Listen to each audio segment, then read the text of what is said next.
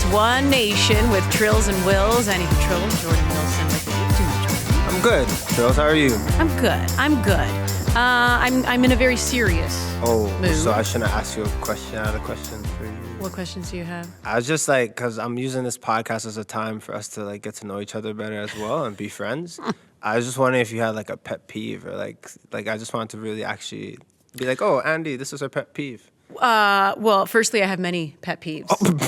You ever watch Family Guy? And there's like that one segment of what's grinding my gears. I feel like I could have an entire show. Like you have a dozen? It's just what's grinding Andy's gears. So what's the biggest one? Well, choose one. It actually feeds into today's show. Politicians. Love it. Look how this worked out. Look at God. Look how this just... See how it all came together? This is nice.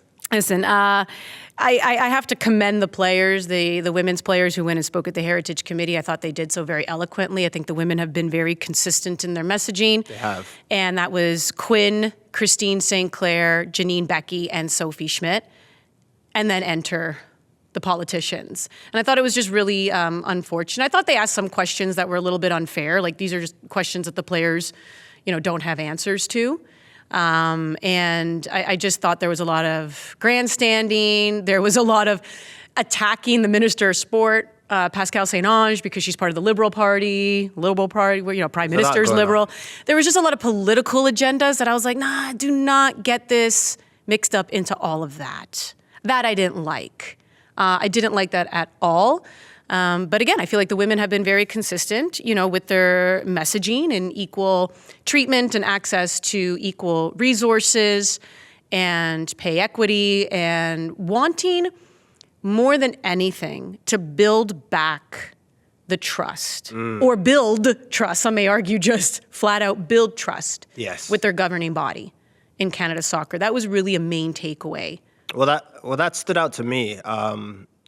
I listened to it. I even watched it back just to get brave soul. Just to get some notes, right? The first time I heard it, some things went over my head. I needed to really understand. But something Janine said is that there's no trust, and she was talking about with Canada Soccer. Now, I even think about the deal, which we'll get into, or just moving forward, because, I'm all about solutions. Naturally, just being an optimist, I always tell you. I just want I want everyone to be happy. Cool. But having her saying that there's no trust between Canada Soccer and the women's national team helps me feel that, or has me to believe that even if a deal is reached, there's still so much work that needs to be done between the two entities and moving forward. It's because if you don't trust who you're working for, or you're always thinking, ooh, are they doing something sly? Are they going to do something behind our back? Are they going to be true to what they're saying? It's just a recipe for disaster. So things need to be figured out in that sense. And I think everyone keeps talking about transparency, but it's open, honest communication, openness, coming to a table, talking about it, and not just saying this is one thing, let's go away. Maybe right some wrongs, maybe apologies need to be had, but just having the game move forward. Because in an ideal world, you would want this to be taken care of soon and having a next year or two it going in the right direction. You don't want a decade of players just having this disdain with Canada Soccer. It does nothing for the future of the game. It does nothing for the players that have been playing. So I'm really just hoping that trust could really be mended.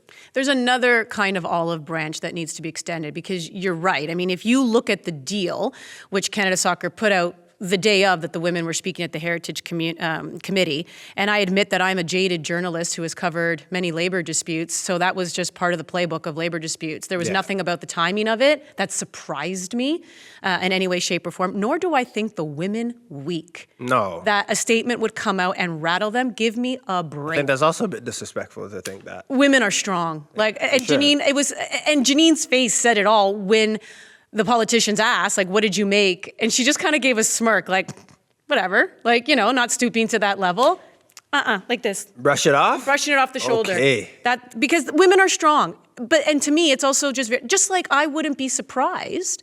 I'm not saying it's going to happen, but I also just wouldn't be surprised if on March 20th, when Canada Soccer has to go in front of the Heritage Committee, that the players release something. Wouldn't surprise me at all. Literally part of the playbook. But that statement comes out, and to your point, that's a nice olive branch. That's a really nice deal. when we look at it, equal appearance fees for the men and women, equal win bonuses attached to that, the pooling and sharing of prize money, which again, the men need to be part of that conversation and they have to agree to that. And then of course the amending of the CSB contract and CSB coming on board as well to understand changes to the deal and increment funding moving forward because they too really want to make this work. So there's a lot about that deal that you're going, this is looking really good. I believe they even mentioned it would make them like the second highest, paid federation. Under the U.S., yeah. But to your point, there is another olive branch, and that's just the human part of it. Like someone sit down. Like this is not an us versus them. Yes, you're the governing body, but these are your players who wear the country's colors with pride. Yeah. Let's just sit down and have a conversation. Let them know that you respect them. Let them know that you love them. I'm not trying to get cheesy here. It's true. You love them and you love their commitment. Let that be known. And a disagreement in any form, when there's been years of people, male, female, whatever, feeling that there's been mistrust or that you don't value them, that is context as well. It's not something where, oh, this happened and you did me wrong or you did me dirty for a week. If you're talking about years, right, there's that emotion tied to it. It's so ingrained in situations. So you could have a deal, but in context, it's like, hey, you've been wronging us for so long that like I don't even trust you, or you can't even see maybe the light at the end of the tunnel because you're so fixed on what has happened. You're scarred. Yeah. And that for me, again, is, I hope I'm explaining that eloquently or properly, but it's just how the emotion behind it is that if you've wronged someone for so long, that's just what comes to it. That's what you feel. Mm-hmm. And I think that'll explain a lot why the players as well are hesitant, even with the quote unquote new leadership, because they don't feel like it's so new. I mean, that's something that they'll have to work out behind closed doors and figure out who they do trust and the process moving forward, perhaps, of electing a president. There's been some talk of changing the bylaws. As we know, you have to sit on the board for a year. Maybe that changes moving forward. They do have their annual meeting that will happen in May. There was something that came up. There were a few things that came up. And, one in particular, obviously, and rightfully so, the politicians wanted to make sure, hey, you're here. Did Canada Soccer threaten you? Yeah. Right? Like, and did, the Minister of Sport, Pascale St-Onge, did she reach out? And why have you not followed up? And, Quinn said, no, there's been no threats, but there was a concern if we did follow up with St-Onge. Because once you get the government involved and they start going through certain paperwork, there is a concern that it'll be in conflict with FIFA's anti-government meddling rule. Chuckle as you may with FIFA and wanting to keep things kosher. I'll chuckle. Anyways, but that rule does exist. And it was really meant for, countries where there could truly be political meddling in the federations and really trying to prevent that.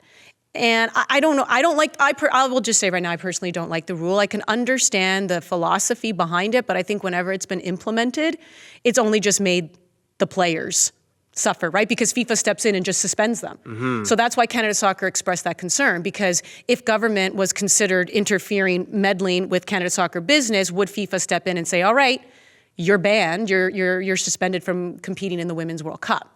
So there is that concern because FIFA has done that. But I don't necessarily agree with the rule by FIFA either, and I don't agree with the implementation. I think it was last year, they ended up suspending Zimbabwe Soccer Federation because the government got involved, but the government had to get involved. The coaches were being accused and there was proof of sexual assault, but it was an old boys club that was keeping them all in jobs. So the government had to get involved to literally start, criminally charging these people. And then FIFA was like, oh, government got involved. And it's like, well, no, they have to. Yeah. That was horrible. Oh my God. And I'm laughing here out of disbelief. Anyway, so that is the rule. The rule exists for many people who may have been watching that going, what are they talking about? That is a rule. It was meant to protect federations from political meddling, but I don't necessarily think it's been applied properly either. So that's kind of where I am with that. How do you feel about, two things. First one, how do you feel about a retired player being on Canada Soccer, like with the board, like how that works, if it can work. I know I'm new to the party, but I was just thinking of like bridging the gap, right? Sometimes when you have one body and another body, it's nice to have something in the middle. When I'm hearing the players speak, I'm like, it'd be nice if they had someone that they could trust and look up to, and that was a liaison between Canada Soccer and the women's national team. How do you feel about, or where do you feel like we should go with in terms of having a retired player like on the board? Of course. And there should be more. But here's the thing. Sometimes it's easier said than done. And it is worth reiterating that these are volunteer positions. And I have spoken to some former players who have been approached to be part of the board. But it takes away from their job. It is a time commitment for some of them that they simply cannot give. I'm not saying that they were wrong to turn it down. That is their prerogative. They have jobs. They have other things that are going on. I just think that it's easier said than done to be like, well, this, and I've fallen into that too. Because of course I'm going to continue to stress that alumni need to be part of this, right? And I do think that former players should be involved more. But I also do think that it is a little easier said than done because these are volunteer positions, and for some people, that is not a time commitment they are able to give. So we have to be sensitive to that too. Yeah. So it's not an easy fix. I think a lot of people just think it's an easy fix. There's a need for it because... There is. A huge need for it because no one knows what players go through other than players. And that's something coaches have said it. It's like even when you get benched or whatever it might be, you could go home to your partner and they're just like, oh, well, just keep training or work hard or this is happening. When you're a player, you're in that bubble that only really players or coaches who have played or been around the game, they understand. So having a liaison, I feel like is a good step in the Maybe it's the an right alumni direction. association. Sounds like maybe good. that's something where they can, obviously come up with their own scheduling, but in some way still have it be parallel to the board so they can all be on the same page with when they need certain messaging to go through. But maybe that's what's part of the bylaw changing, and maybe you have an association that's formed. A big one, though, that came out of the meeting, I think, was what Christine Sinclair had to say about Nick Bontis, where, she was tasked with coming up with the concerns that the women have. And then, she had later said, Nick Bontis, quote, what was Christine Sinclair bitching about? How do you feel when you hear that? I giggle, not because I think it's funny, but it just makes me a bit uncomfortable because if you're voicing your opinions or you're voicing your concerns or how things you would like to be better, and then someone refers to it as bitching, I could see how we're in a position now where the women are saying, hey, you haven't heard us. We've tried to voice our concerns, and this is the plan of action. So for that, I feel like even now that he has resigned, even if apology needs to be expressed, I think that's something that needs to happen. If he said it under his breath, regardless, if that came out of his mouth, it needs to be dealt with. That's really hurtful because when you are expressing concerns, those are clearly emotional and near and dear to the heart. And by the way, you've been asked by your leader, your governing body, to bring these concerns and then to be dismissed that way. I think is very hurtful, which it stresses that there was a need for change. And Nick Bontis has resigned, and that is a step towards that, because that's just something a president simply cannot say. Clearly, you cannot say that seriously, and you cannot say that as a joke, even if you think it's funny. It is simply not funny. And that's why there was a call for leadership change. And examples like that, you can see why. Another thing that was brought up, now this kind of made me chuckle, but in like a ha-ha, like, again, a different chuckle. Politicians don't really know how things work in the sports world, because I didn't like this at all, because it was like they were trying to turn the players against their own coach, Bev Priestman, when they talked about selecting, your own coach. And there is no secret here, Jordan. We know, because we discussed it on our show, Rian Wilkinson was up for the job. We know it didn't work out, and it apparently did not end well either, the communication between Rian and Canada Soccer. And this is a good Canadian talent that then went overseas, for England, and then ended up coaching in the NWSL. But Bev Priestman came on board, and clearly, it's a good thing. They won Olympic gold. I don't know any sports world, be it with your national team or your pro team, where the players choose the coach. Let's say this, Trillz. I'm not trying to suck up. I think you're a fantastic human being, right? And I'm pretty dope myself. But we love, get coached, need different things just as human beings. To have 23 people agree on the right person, it is very difficult. You might need tough love. I know as a player, I needed it. Some people need to be coddled, usually the strikers. Like, you need different people. To choose one person that's perfect for every single person is next to impossible. You need someone who shares a passion, who wants to push the group forward, who has the man management, woman management skills to really ignite the group. But having players, I was looking at that, I said, well, what's going on here? What kind of question is that? So it was a bit off. And it bothered me because I'm like, well, what did you want the players to do? Like, go up in arms, and then suddenly now, like, whether you realize it or not, you've indirectly had them just crap all over Bev Priestman? Yeah. What are you doing? Anyways, I promised myself I wasn't going to make this all about coming down hard on the politicians. I think I did okay. You did all right. Pretty well. I think I did okay. Because I'm about to go off. So I'm going to stop. And I'm just going to say, so now the players spoken in front of the Heritage Committee, and come March 20th, representatives of Canada Soccer will speak in front of the Heritage Committee. So, of course, we'll continue to keep an eye on that story with Canada Soccer as it unfolds. But right now, we have ourselves a very special guest.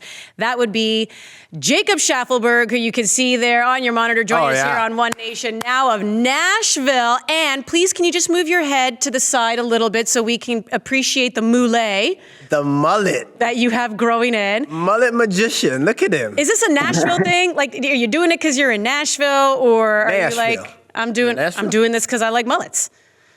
I've kind of always wanted to do one, but Jacob. I just never did it until I came here. And I thought it was the right place to do it as well. Nashville, mullets and everything. I have the curls in the back, so I thought I had the hair for it, so why not do it?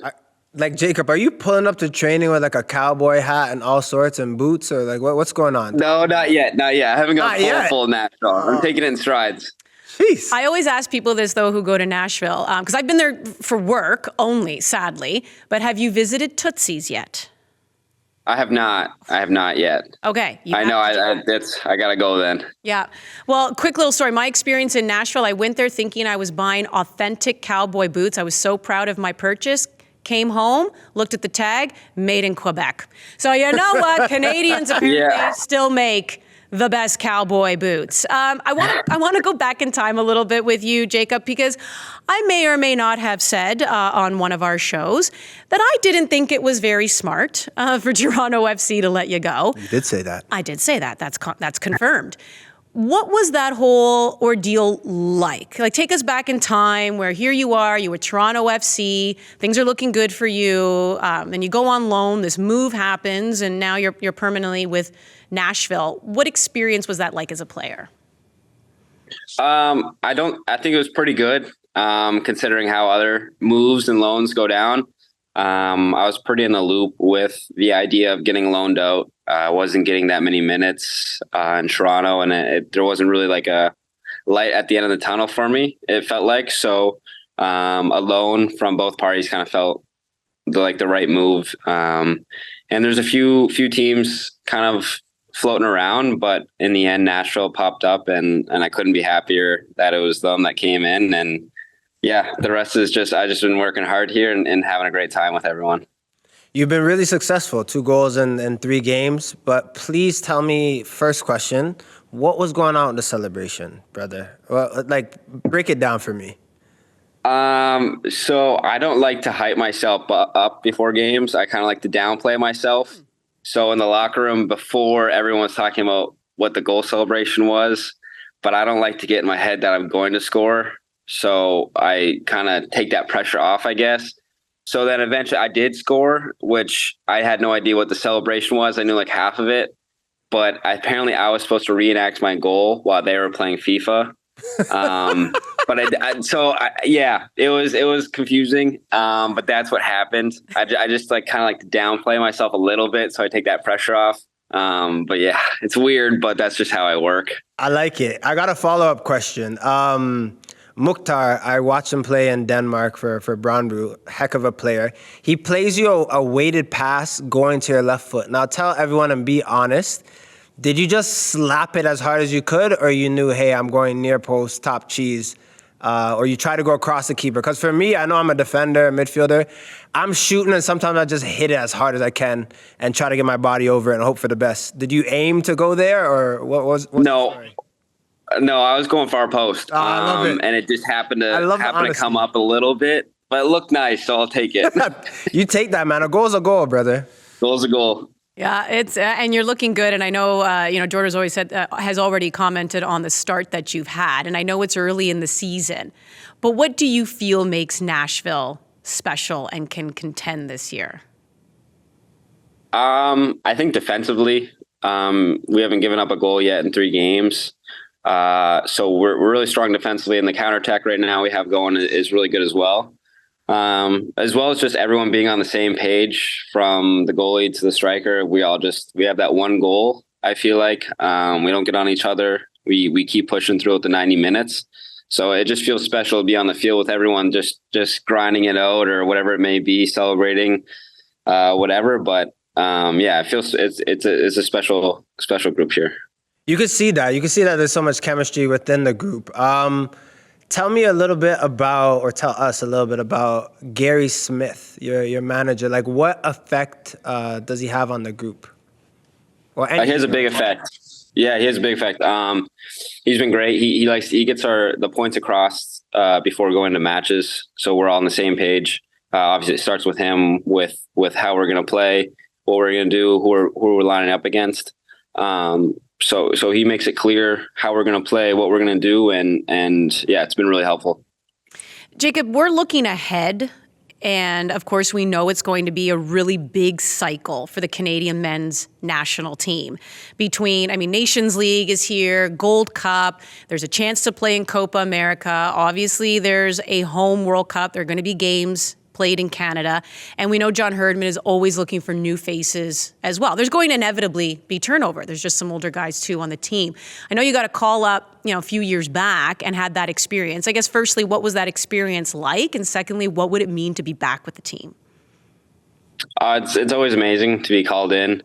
Just seeing all the great players that Canada has from overseas, seeing all their amazing abilities that they have, how fast they are, all that stuff. So it's really cool to see the first few times, but I feel like now I'm growing, getting a bit older. So it's more those first few times, it's like you're almost in awe. But this time I feel like if I get called back, or if I whenever that may be, I feel like I'll be able to prove myself a bit more rather than just kind of looking around and just seeing everyone that's there, but more so trying to fit in with them or trying to compete as well. But it's always an amazing experience. Listen, you're a good Nova Scotia boy, and there was a lot of hype being made there too when Toronto went and played against Halifax. And I know you had spoken a little bit about it, but now when you look back on that experience, just the soccer culture that's there, and kind of how cool is it to be able to play there? Oh, it's amazing. I've said this before, but growing up, all I had was, not all, but nothing against Acadia, but that's the university that I grew up watching my brother at, and I thought those just were the best players, watching them. I thought it was the coolest thing. I want to do that. So now to have all these young kids in Nova Scotia have a professional team with MLS teams even come in to play them, it's got to be one of the coolest things to see, and really helpful for those young players coming up. Mm-hmm. I know that. Listen, we were pretty stoked. I know guys on Toronto FC were happy for you to even be able to go back there and be this great representative, not just for Toronto FC, but to the point that you just made for Canadian soccer. And that's why I kind of correlate the two between being called up to the national team and just who you are as well, and where you've come from and where soccer has grown in Halifax. That's part of it, right? Do you feel, I know that here you are saying, well, listen, I'd like to get more call-ups to the national team, but do you already feel the impact that you've had on the soccer community in this country? I'm not sure yet, I guess. I hope I'm having a big impact. But I guess I haven't quite seen a lot of that in Nova Scotia yet for just me. I think I would like to help out a bit more when I go back home with Soccer Nova Scotia. I don't know. I'd like to be asked to come help out whenever that may be when I'm back home, because I'm always free when I go home to help out. And I know for myself, when I was growing up, I would love to have someone come in and either just pick around or talk. So I guess this is like a free invitation if they want to ask me, like whenever I'm home at Christmas.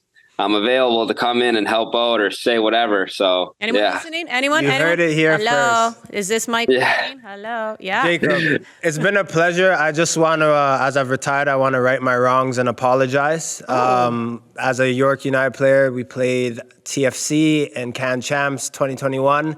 I was annoyed that Jimbo left me on the bench. Anyways, you were in my way while I started to try to play the game faster.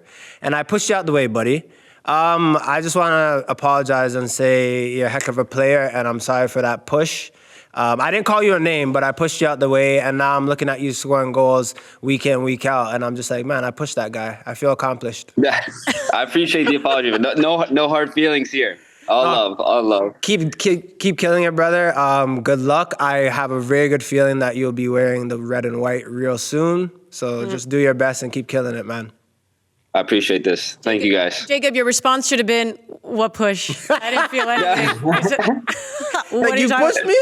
I didn't feel that. Is that what that was? I thought the wind picked up. The wind just hit his jersey real quick. Anyways, Jacob, you're a ton of fun to talk to, and I really do hope that out in Halifax they take you up on that offer, because I think that would make a lot of young soccer players happy, and we're happy watching you be successful in Major League Soccer. Thanks for taking the time on OneNation. Thank you, guys. Jacob Shaffelburg and the Moulet making an appearance. Good old mullet. I like it. like sweetheart. Yeah. We're going to get into that game a little bit. Nashville. Why not? Because unfortunately, it was against CF Montreal. Yeah. So CF Montreal still no wins and no goals. That was a 2-0 final in favor of Nashville. Toronto FC get a draw against Columbus. They'd have to be disappointed, because they had the lead and Columbus came on strong, although you could also argue Columbus would probably be very disappointed. They hit the post near the end. 91st minute, yeah, we're just giving it to TFC, but that was a 1-1 draw, so another draw for Toronto. And then Vancouver don't score first. So good news is they didn't give up a lead. They get back in it. But we were really hoping for a win after that 5-0 win in CONCACAF Champions League. But hey, Vancouver gets a draw 1-1 against FC Dallas. They hit snooze, Vancouver. Started, 10 minutes later than than their opponents. But no, you could see two things stuck out is you can't start slow. That's mental. But it's an apparent problem, so something that could be fixed. Whether it's your team talk before, whatever needs to be done. It's like you can't start slow. But it's good to have that issue sorted out early in the season. But then also the biggest glaring issue is just defending crosses. You could see on Dallas, they're like, hey, prep touch, whip it in. Something's gonna happen, and something did happen in the 4th minute. Watching the game with Montreal against Nashville, Nashville sat all the way back, literally had 8 guys behind the ball. In Denmark, there was a phrase called rasforsvar. Could you say that? Rasforsvar. That was decent. It's just resting defense. That's all it means. It's like, what will you do? What's your contingency plan? If something goes wrong, are people in place? And you saw 2 goals from Nashville, guys breaking forward just because Montreal go a bit too high. They have players a bit forward, and then there's one pass, Mukhtar turns, he plays the mullet magician, and he rifles one up top cheese. So it's just figuring out these little details. And I'll let you talk a little bit about TFC, what you thought about the game. I think it was DeAndre Kerr coming on in. Young boy. Said Akinola out, doesn't matter. Play me. Akinola's injured, Diamande injured. He goes on in. They're playing Oso a little further up as well, but I loved Kerr's composure. I thought he looked good. Too, the salad. Yeah, and they had some brilliant moments again, just this great little tiki-taka kind of passing.